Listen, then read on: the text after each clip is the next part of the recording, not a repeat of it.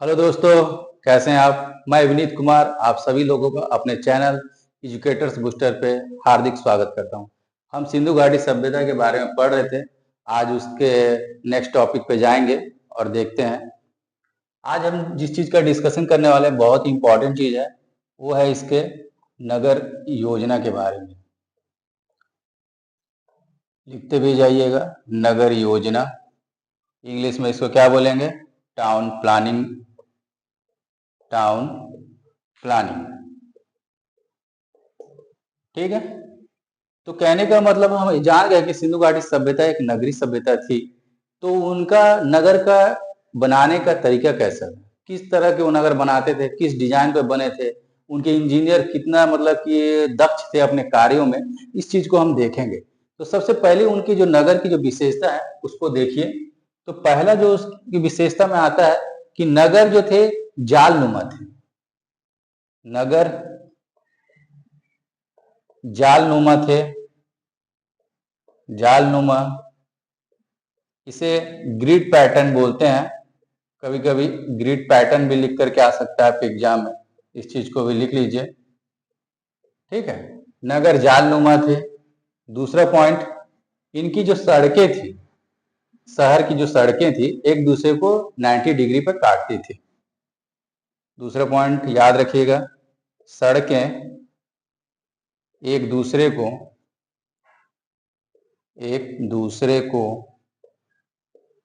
समकोण पे काटती थी। समकोण पर काटती थी। समकोण का मतलब क्या है? 90 डिग्री पर काटती थी, ठीक है। अब इन दोनों पॉइंट को हम समझते हैं कि क्या है ये दोनों पॉइंट। जैसे देखिए, ये क्या हो गया? आपकी सड़क, चौड़ी सड़क है। ये देखिए, इस तरह से ये सड़क एक दूसरे को 90 डिग्री पे काट रही है। देखिए, एक सबको एक दूसरे को 90 डिग्री पे एक दूसरे को सब काट रही है, ठीक है। 90 डिग्री पे काट रही है। और जो मकान बने हुए थे इस ओर बने हुए हैं, ऐसे करके, ऐसे करके, ठीक है। इस तरह से इनका डिजाइन था मकान का। आपको समझाने के लिए थोड़ा सा मैं बता दे रहा हूं। तो यही है ग्रिड पैटर्न, ठीक है। इसको और थोड़ा सा आप कलर कर लीजिए और अच्छा से दिखेगा आपको मकान। तो इनकी जो नगर है जालनुमा थी। सड़क एक दूसरे को समकोण पे काटा करते थे, ठीक। अगली विशेषता की तरफ हम चलते हैं। तीसरी विशेषता, नगर जो थे इनके दो खंडों में विभक्त थे। याद रखिएगा, नगर दो भागों में विभक्त थे। दो भागों में विभक्त थे। विभक्त थे, ठीक है। पहला क्या था? पश्चिमी भाग और पूर्वी भाग। तो पहला को हम बोल दिए पश्चिमी टीला। टीला, ठीक है। दूसरे को क्या बोल दिए? पूर्वी टीला। पूर्वी टीला। कहने का मतलब पश्चिमी टीला या पश्चिमी दुर्ग, पूर्वी टीला या इसके नाम से इंग्लिश में आपको वेस्टर्न ब्लॉक और बोल सकते हैं, इसको बोल सकते हैं आप ईस्टर्न ब्लॉक, ठीक है ना। तो आप ध्यान रखिएगा, पश्चिमी टीला, पूर्वी टीला। अब इन दोनों को थोड़ा सा समझते हैं और दोनों को थोड़ा अंतर करते हुए देखते हैं कि क्या इन दोनों में क्या क्या विशेषता थी जो इन दोनों को एक दूसरे से अलग करता है, ठीक है। आप इन सबको लिखते जाइए, पढ़ने में आसानी होगी। आपके पास खुद का एक नोट होना चाहिए ताकि आप उसको परीक्षा के समय अपना रिवीजन कर ले। और नोट्स बनाना जरूरी है। अब देखिए, पश्चिमी टीला और पूर्वी टीला को हम देखते हैं अच्छे से। पश्चिमी टीला, ठीक, और इधर लिख देते हैं पूर्वी टीला। पूर्वी टीला, दोनों की विशेषताओं को भी देखते जाएंगे, एक अंतर ही पता चलता जाएगा कि हाँ पश्चिमी टीला क्या है, नहीं पूर्वी टीला। तो पहला जो चीज था इसके अंदर वो था कि अब जो पश्चिमी टीला जो है ना ऊंचाई पे बने हुए थे और थोड़े कम क्षेत्रफल पे बने हुए थे। तो पहला पॉइंट लिख दीजिएगा कि ऊंचे स्थान पे बने हुए थे, ऊंचे स्थान पर थे, स्थान पर थे, कम क्षेत्रफल पे बने हुए थे, इनका एरिया थोड़ा कम था, कम क्षेत्रफल पर बने थे। ठीक है, वहीं दूसरी तरफ ये थे कि ये निचले क्षेत्र पे बने हुए थे, निचले क्षेत्र पे थे, निचले क्षेत्र पर बने थे। ठीक है, और इससे थोड़ा सा इनका क्षेत्रफल ज्यादा था, तो लिखिए विस्तृत क्षेत्र पे थे, विस्तृत क्षेत्र पर फैले थे। ठीक है, अब देखिए पश्चिमी जो टीला था ना वो इसमें दुर्ग थे, दुर्ग अवस्थित थे, इधर नहीं था। ठीक है, अब हम इस चीज को थोड़ा सा देखते हैं। ये बीच में मैं समझाने के लिए आपको एक लकीर खींच दे रहा हूं। ये आपका पश्चिमी टीला है, ठीक है, और इस ओर घर बने हुए हैं ऐसे।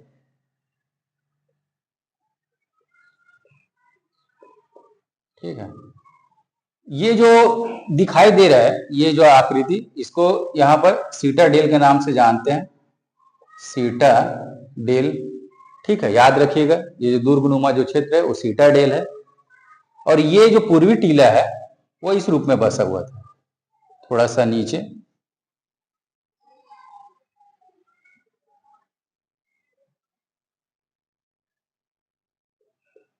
इसको बनाते जाइए, समझते जाइए। मकान ऐसे बने हुए थे। ठीक है, देखिए ये थोड़ा ऊंचाई पे है, ये थोड़ा निचले स्थान पे है, ये पूर्वी टीला, ये पश्चिमी टीला हो गया आपका, पश्चिमी टीला, और ये हो गया आपका पूर्वी टीला, पूर्वी टीला। ठीक है ना, देखिए ये ऊंचाई पे, वो थोड़ा निचले स्थान पे। और क्या क्या विशेषता थी हम देखते हैं कि ये पश्चिमी टीला जो था इस क्षेत्र में क्या थी, इस क्षेत्र में मतलब कि बड़े बड़े लोग रहा करते थे, जैसे संभ्रांत लोग, धनी मनी लोग, बड़े बड़े व्यापारी, ये उनका निवास स्थान था। ठीक है, तो ये जो क्षेत्र था पश्चिमी टीला, इसमें संभ्रांत परिवार के लोग रहते थे। ठीक है, धनाढ़ लोग रहते थे। ठीक है, बड़े व्यापारी रहते थे, बड़े व्यापारी रहते थे। ठीक है, प्रशासक वर्ग रहता था यहाँ। ठीक है, और इधर जो रहते थे आम नागरिक थे, जैसे शिल्पकार थे, शिल्पकार हो गए आपके।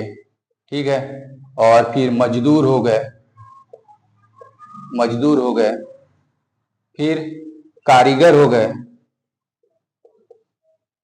छोटे व्यापारी हो गए, छोटे व्यापारी इस क्षेत्र में, पूर्वी टीला के क्षेत्र में रहा करते।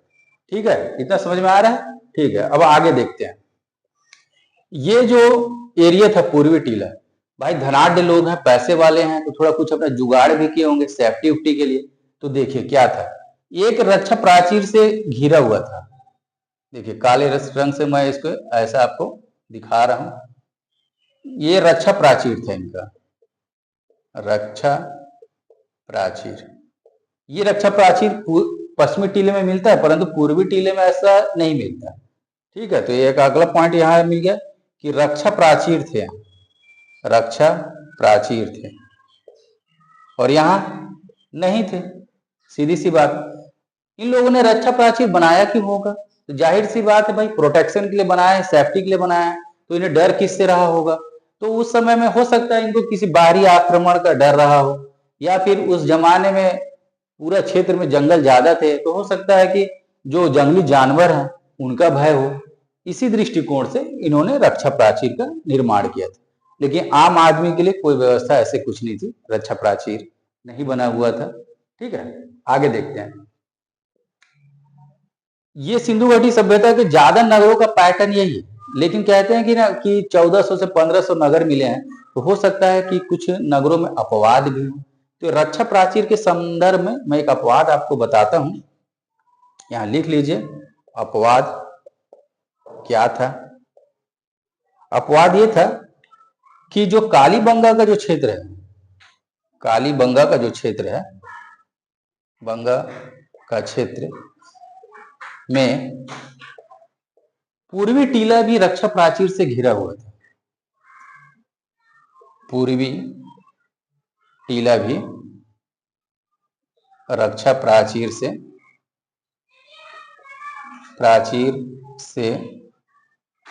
घिरा हुआ था, घिरा था। इस चीज को आप याद रखिएगा। कभी आपसे क्वेश्चन पूछ देगा कि ऐसा कौन सा नगर है जिसका पूर्वी टीला रक्षा प्राचीर से घिरा हुआ था, तो वह है कालीबंगा, जिसका पूर्वी टीला भी रक्षा प्राचीर से घिरा हुआ था। ठीक है, अब आगे बढ़ते हैं और देखते हैं। इसको समझते भी जाइएगा। ये मैं पूरा इसके नगर योजना के बारे में बता रहा हूँ, किस तरह के नगर वहां बने हुए थे। ठीक है, आगे बढ़ते हैं। ये तो हो गई इसकी विशेषताएं, क्या क्या नगर की विशेषताएं हैं पश्चिमी टीला पूर्वी टीला की। अब हम थोड़ी सी विशेषताएं कि पूर्वी टीला के बारे में पढ़ें, वो भी खास चीज है, उसके बारे में थोड़ा सा अलग से देखते हैं कि पूर्वी टीला में क्या था।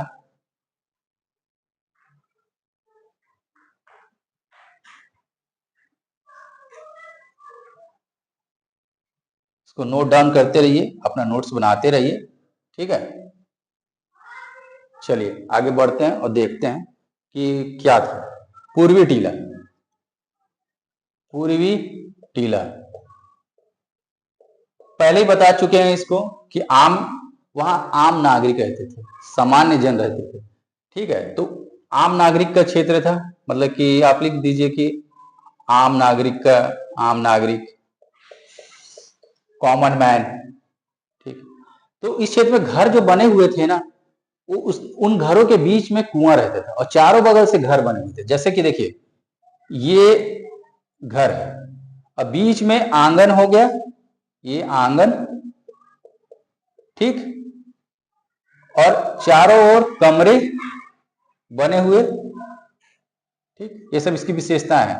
बीच में आंगन, चारों बगल से कमरे, घर के एक कोने में कुआं, फिर स्नानागार, फिर रसोई कक्ष, ये सब बने हुए थे। तो आम नागरिक का निवास स्थान था। फिर आंगन थे, ये सब पॉइंट को लिख लीजिए, आंगन थे। ठीक, आंगन के जो चारों ओर देख रहे हैं, चारों ओर कमरे बने हुए थे, चारों ओर कमरे बने हुए थे, कमरे बने हुए थे। ठीक है, फिर रसोई घर था, रसोई घर बने हुए थे, फिर स्नानागार बने हुए थे। अब रसोई घर और स्नानागार है तो जाहिर सी बात है, उसमें से जो निकलने वाला गंदा पानी है वो यहां से निकलेगा। ठीक है, अब निकलने के उसकी व्यवस्था की गई थी, यानी गंदे पानी के निकलने की व्यवस्था, यानी इनके पास जल निकासी की व्यवस्था अच्छी थी, जल निकासी की व्यवस्था, जल निकासी की अच्छी व्यवस्था, अच्छी व्यवस्था थी इनके पास।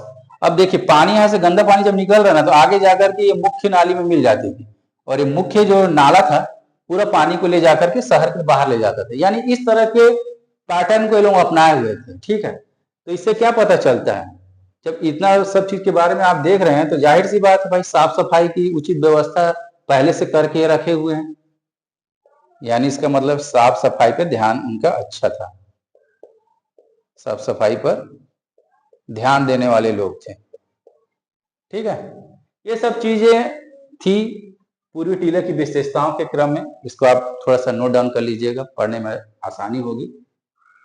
अब हम आगे देखते हैं कुछ नगरों के बारे में, एक एक नगर के बारे में हम देखेंगे और उसकी कुछ कुछ विशेषताओं के बारे में भी हम अध्ययन करेंगे। सबसे पहले हम देखते हैं हड़प्पा, क्योंकि उसकी खोज सबसे पहले हुई थी, तो उसके बारे में हम कुछ जानेंगे। वैसे कुछ कुछ पॉइंट मैं पहले ही बता चुका हूं आपको, लेकिन फिर आज उसको हम देखते हैं, क्योंकि उस क्या क्या मिला है उसी चीज से क्वेश्चन बनता है। ठीक है ना, क्या क्या साक्ष्य मिले हैं उसी से आपसे परीक्षा में क्वेश्चन पूछ देगा, तो उस चीज को आप देखते रहिए। ठीक है, आगे बढ़ते हैं और देखते हैं। सबसे पहले देखते हैं हम हड़प्पा को, हड़प्पा नगर को। ठीक है, तो आपको पता ही है कि इसकी इस पे पॉइंट आप देखते रहिए। खोज किसने की थी, पूछ देगा आपसे हड़प्पा की खोज किसने की थी, तो आपको कई बार बता चुका हूं कि दयाराम साहनी जी ने, दयाराम साहनी जी ने इसकी खोज की थी। ठीक, किस नदी के तट पे अवस्थित है, तो आपको पता है कि रावी नदी के तट पे है, रावी नदी के बाएं तट पर है, बाएं तट पर है। फिर आपसे क्वेश्चन पूछ देगा कि कहाँ है, तो ये तो सब पता है, पंजाब प्रांत पाकिस्तान के, पंजाब पाकिस्तान के। ठीक है, आप लोगों को पता है। और यहाँ के किसके, मोंटगोमरी में, मोंटगोमरी जिला में, गोमरी जिला में। ठीक है, आगे बढ़ते हैं। क्या क्या महत्वपूर्ण चीज हड़प्पा से हमको मिला, ये भी देखने वाला चीज है। तो हमको अन्नागार, एक बड़ा सा अन्नागार यहाँ से प्राप्त हुआ है, इसके साक्ष्य मिले हैं। फिर हमको अनाज पीसने का एक चबूतरा मिला हुआ है, अनाज पीसने का चबूतरा मिला हुआ है। ठीक है, फिर एक कब्रिस्तान की भी मिला हुआ है, खुदाई करने के द्वारा कब्रिस्तान मिला हुआ है। विद्वान इस कब्रिस्तान को समाधि R37 का नाम दिए हुए हैं। सब अध्ययन करने के दृष्टिकोण से ऐसा नाम दे दिया गया। तो ये हड़प्पा के विषय में ये इतना पॉइंट आप याद रखिए, आपसे परीक्षा में पूछा जा सकता है। अगला देखते हैं, और एक पॉइंट और यहाँ पर है, उसको भी लिख लीजिए। ये सिंधु घाटी सभ्यता, या फिर इसको हड़प्पा सभ्यता भी कहते हैं, ये हम पहली बात कर चुके हैं। पूरी सभ्यता का ये दूसरा सबसे बड़ा नगर है, दूसरा सबसे बड़ा नगर, सबसे बड़ा नगर। इस चीज को ध्यान में रखिएगा। सिंधु सभ्यता का, सिंधु सभ्यता का, सभ्यता का अपना एक नोट्स बनाते रहिएगा। ठीक है, हम आगे बढ़ते हैं। ये हड़प्पा हो गया। अगला देखते हैं मोहनजोदड़ो, इसके विषय में भी कुछ पॉइंट्स को देखते हैं। मोहनजोदड़ो, ठीक है, इसके संदर्भ में क्या है भाई, कि कहाँ है अवस्थित। ठीक है, तो ये सिंध प्रांत में है, सिंध प्रांत में अवस्थित है। ठीक है, किस जिले में है, तो लरकाना में है, लरकाना में। मोहनजोदड़ो को क्या बोलते हैं, मृतकों का टीला, मृतकों का टीला नाम से भी इसको जाना जाता है। ठीक है, सिंधु का बाग भी बोलते हैं इसको,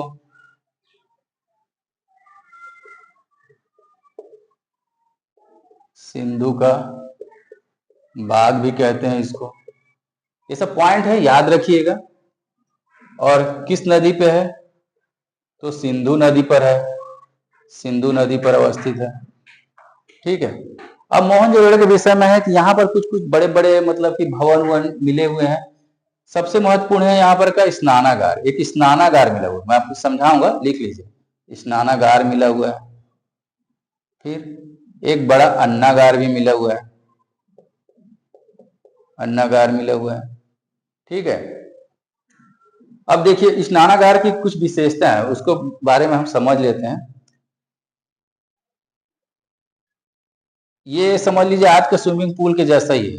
ठीक है, लेकिन उस जमाने में ये उनका प्रयोग धार्मिक अनुष्ठानों में किया करते थे। ये इसमें उतरने के लिए सीढ़ियां बनी हुई थी, यहाँ से उतरते थे। ये देखिए, इस यहाँ पानी भरा हुआ है, पूरा भरा रहता था। इसकी अपनी एक विशेषता है, और ये सीढ़ी बनी हुई है। ठीक है, अब स्नानागार के बारे में क्या था, स्नानागार में था कि इसके एक किनारे पे कुआं था। कहा जाता है, विद्वान ऐसा मानते हैं कि उस कुएं से पानी डाल करके इस पूरे हौज में भरा जाता था। ठीक है, जब धार्मिक अनुष्ठानों में लोग नहाते थे, फिर यहाँ से निकलते थे, तो इस चार किनारे में कमरे भी बने हुए हैं, जिसमें आप कपड़ा बदल सकते हैं। ठीक। जब पानी गंदा हो गया तो इस पूरे गंदे पानी को निकलने के लिए यहाँ से नाली भी बनी हुई थी बाहर जाने के लिए। प्लस इसकी जो फर्श है वो पक्की ईंटों से निर्मित है। ये जो नीचे का फर्श है, पानी जिस नीचे टिका हुआ है, ये पक्की ईंटों से बने हुए थे। तो ये इतने स्नानागार की मतलब की विशेषता है। और ये आप इसको कहने का मतलब है कि आप बिहार के क्षेत्र में अगर रह रहे होंगे तो देखिएगा कि कोई किसी किसी गांव में मतलब कि तालाब के किनारे सीमेंट का बना दिया जाता है। और देखिए कि छठ पूजा में जब महिलाएं होती हैं वो सीढ़ी से उतर के नीचे जाती हैं, फिर पूजा पाठ करती हैं, फिर उन्हीं सीढ़ी से ऊपर आ जाती हैं। तो उसी तरह का कुछ था, सीढ़ियां बनी हुई थी ताकि जाके नीचे जाकर के सब स्नान कर सकें, फिर स्नान करने के बाद ऊपर आ सके, पूजा पाठ कर सकें। तो मिलता जुलता थोड़ा सा स्वरूप नजर आता है, इस चीज को देखिएगा। ये बहुत बड़ी विशेषताएं थी मोहनजोदड़ो की। ठीक है, आगे बढ़ते हैं।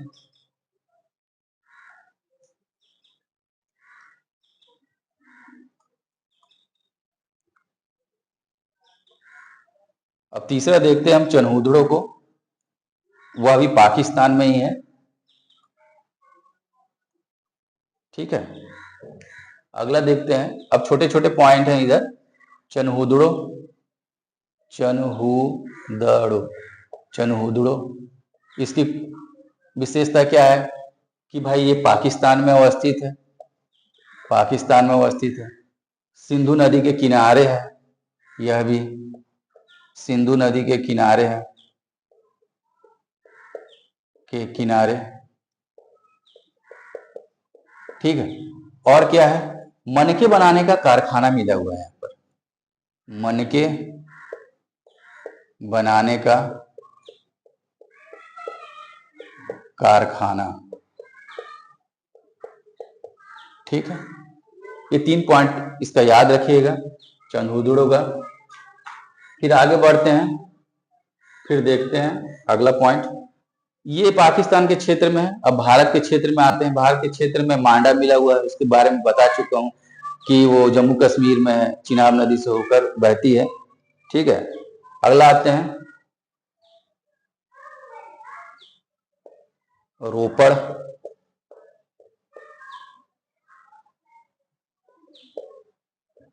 कहाँ अवस्थित है ये? पंजाब में अवस्थित है रोपड़। ठीक है, ध्यान रखिएगा। किस नदी किनारे है? सतलज। इतना ही ध्यान रखिए इसमें।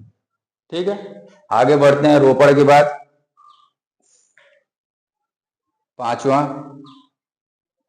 बनवाली, बनवाली, ये हरियाणा में है। ठीक है, क्या मिला है? मिट्टी से बना हुआ नाव, मिट्टी से बना हुआ नाव मिला है। तो जब मिट्टी से बना हुआ नाव मिला है तो जाहिर सी बात है कि इन लोगों को, नहीं, मिट्टी से बना हुआ नाव नहीं, मिट्टी से बना हुआ हल। ठीक है, मिट्टी से बना हुआ हल, तो इसका मतलब ये है कि इन्हें हल के बारे में जानकारी थी, तभी तो मिट्टी से बना हुआ हल बनाते होंगे वहां के कारीगर। ठीक है ना, इन सबको नोट डाउन करते रहिए, आगे बढ़िए। बनवाली हो गया। तो अगला पॉइंट एक राखी गढ़ी है। इन सब में ज्यादा नहीं है, एक एक दो दो पॉइंट आपको याद रखना है, क्या क्या इंपॉर्टेंट है क्या नहीं है। अब देखिए छठवां पॉइंट कर लीजिए, राखी गढ़ी। राखी गढ़ी, राखी गढ़ी, राखी गढ़ी में देखिएगा अगला पॉइंट कहाँ है? राखी गढ़ी। ठीक है, राखी गढ़ी में देखिएगा कि ये भी हरियाणा में है, हरियाणा में है। ठीक है, और सबसे महत्वपूर्ण विशेषता है कि भारत में अवस्थित सबसे बड़ा सिंधु घाटी सभ्यता का यह नगर है। भारत में अवस्थित, भारत में अवस्थित, अवस्थित सिंधु घाटी का सबसे बड़ा नगर, सिंधु घाटी का सबसे बड़ा नगर है, सबसे बड़ा नगर। ठीक, ये सब कुछ विशेषताएं हैं, इसको देखिए। फिर आगे बढ़ते हैं। इन सब को लिखते जाइएगा, लिखने से क्या होगा, आपका हैबिट बना रहेगा और आपको खुद भी याद होंगे।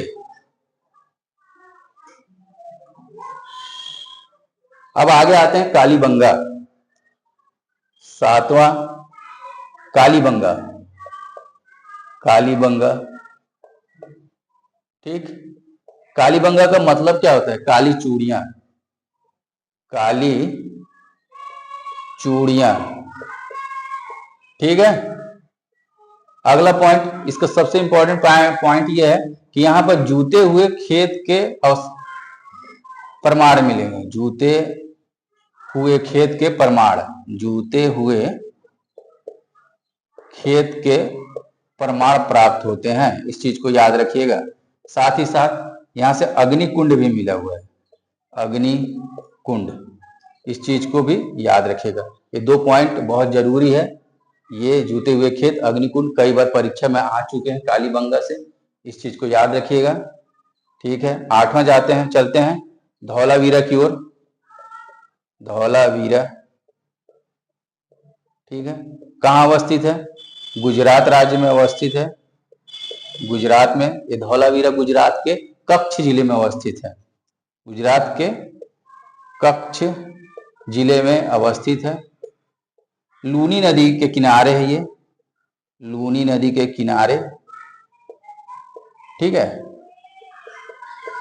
ये सब जो एरिया है ना, अर्ध शुष्क क्षेत्र है, बारिश कम होती है, इसीलिए यहाँ के लोगों एक क्या बोलते हैं, वाटर रिजर्वायर बहुत अच्छा बनाए हुए थे, पानी के संचयन की विधि, समझे। तो एक जलाशय मिला हुआ है, काफी बड़ा है, यहाँ लिख लीजिए, जलाशय मिला हुआ है, काफी बड़ा है, जो कि हमको वाटर रिजर्वायर के बारे में बताता है कि वहां के लोग वाटर रिजर्वायर करना जानते थे और छोटे बांध बनाना जानते थे। उन सब का प्रमाण हमको धौलावीरा से मिलता है। तो लिख लीजिए जलाशय का प्रमाण, मतलब वाटर मैनेजमेंट में ये दक्ष थे। अगला, यहां से एक लेख मिला हुआ है, मतलब कि वो लिपि जैसा मिला हुआ है, 10 लिपि मिले हैं जो काफी बड़े हैं और ऐसा लगता है कि वो किसी शहर में प्रवेश करते समय प्रवेश द्वार के ऊपर में लगाए गए होंगे। तो 10 उत्कीर्ण लेख मिले हुए हैं। ठीक है, इस चीज को ध्यान रखिएगा, ये बहुत बार आ चुका है परीक्षा में।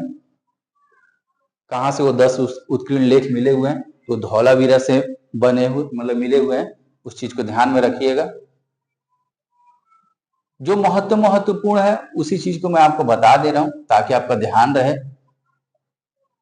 अब आते हैं इसके एक पॉइंट पे, वो है लोथल। लोथल पे भी 3-4 पॉइंट बहुत इंपॉर्टेंट है, उस चीज को देख लीजिए। लोथल ये गुजरात में है,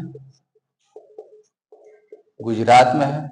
किस नदी के तट पे है, भोगवा नदी के तट पे है, भोगवा के तट पे, भोगवा नदी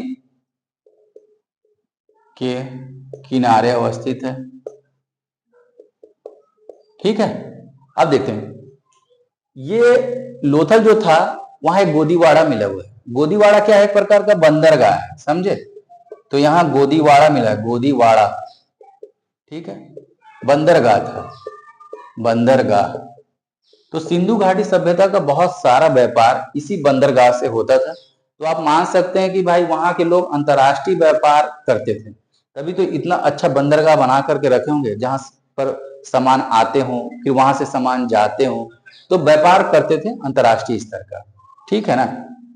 फिर यहाँ से क्या मिला, यहाँ से भी मनके बनाने का कारखाना मिला हुआ है, ध्यान रखिएगा, मनके बनाने का कारखाना यहाँ भी मिला हुआ है, बनाने का कारखाना, कारखाना मिला है।